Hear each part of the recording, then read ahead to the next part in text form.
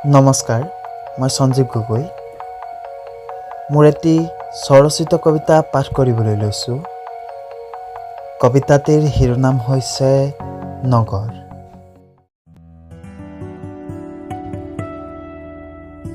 কংক্ৰিটৰ নগৰত ব্যস্ত মানৱ, পকী ৰাজপথৰ দাঁতিত ফুটপাথ আৰু ফুটপাথৰ সিপাৰে ওখ ওখ অট্টালিকা। নগৰতো ৰাতি হয়, বেলিতি অস্ত গৈ জোনৰ উদয় হয়।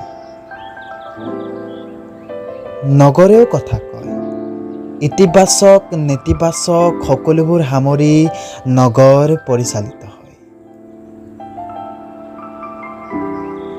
কাৰখানা যান বাহনৰ প্ৰদূষিত ধোঁৱাৰ আঁৰত নগৰ বদনামী হ'লেও চিকিৎসা, শিক্ষা, যোগাযোগ, নানান প্ৰয়োজনীয় সামগ্ৰীৰ সুলভ বজাৰ ইত্যাদি ইত্যাদিৰে নগৰৰ বদনামো সদনামত উপনীত হয়।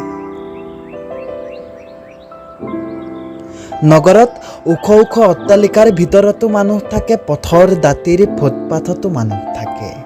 নগৰত অট্টালিকাৰ বিলাসী হেতেলিতো মানুহ শুৱে, ধূলিৰ ফুটপাথতো মানুহ শুৱে। কেতিয়াবা অঘৰী ফুটপাথৰ বাসিন্দায়ো সুখৰ হাঁহি মাৰে আৰু কেতিয়াবা অট্টালিকাত থকা মানুহেও দুখৰ চকুলো টুকে। ছেম বাট ডিফাৰেণ্ট, একেই জীৱন, মাত্ৰ কামবোৰ পৰিস্থিতিবোৰ বেলেগ।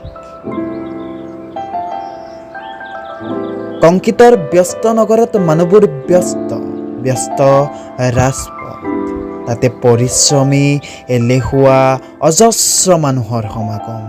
ভাল বেয়া বহুতো কামৰ হিচাপ, ধনী দুখীয়া সকলো মানুহেই থাকে। নগৰত ধনী দুখীয়াৰ প্ৰভেদো আছে, মিলাপ্ৰীতিও আছে। কোনোবা অহংকাৰী ধনীয়ে দুখীয়াক শোষণ কৰাৰ চলো বিচাৰে, অথচ উভয়ে উভয়ৰ ভৰসাতেই চলি আছে। সকলো কথাই নগৰে বুজে। নগৰৰ কেতবোৰ মলিনতাই ইতিবাচকবোৰক মাত্ৰ ঢাকি ৰাখে। নগৰেও কথা কয়, আধুনিকতাই মাথোন কথাবোৰ অলপ জটিল কৰি পেলায়। নগৰতো ৰাতি হয়, বেলিতি অস্ত গৈ জোনৰ উদয় হয়। ব্যস্ততাৰ কবলত মাথোন ৰাতিও নগৰখন সাৰে থাকে। ধন্যবাদ।